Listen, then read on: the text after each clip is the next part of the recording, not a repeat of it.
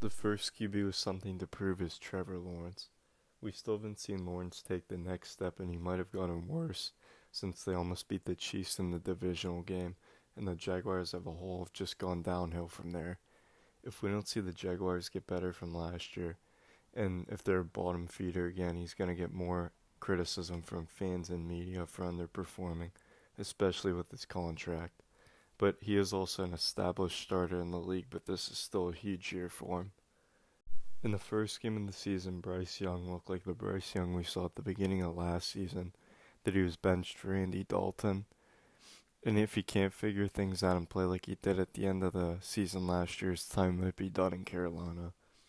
If he plays poorly, then Carolina will have a very high draft pick and could potentially take a QB and give up on Bryce.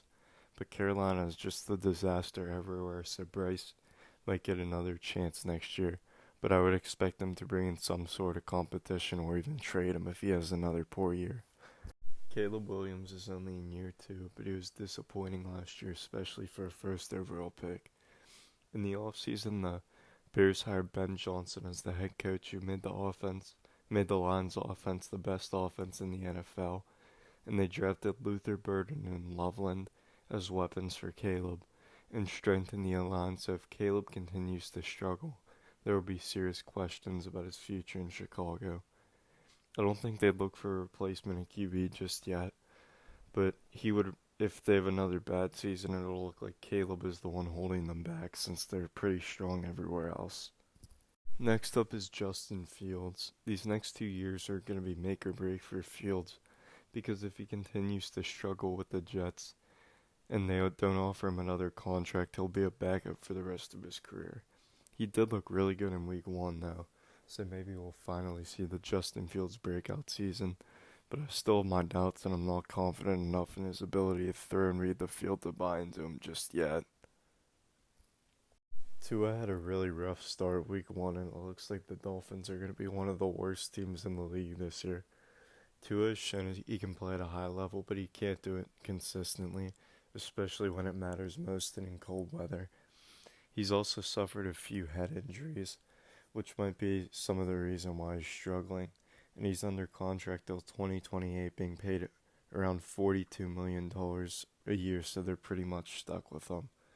Sam Darnold had a career year last year with the Vikings and won 14 games, but struggled towards the end of the season, and especially in the playoffs. Not trying to discredit him, but he had a really good O-line and great weapons, which he does not have in Seattle. He's also being paid a lot of money, but Seattle did draft Jalen Milroe, so his job could be in jeopardy if he starts underperforming.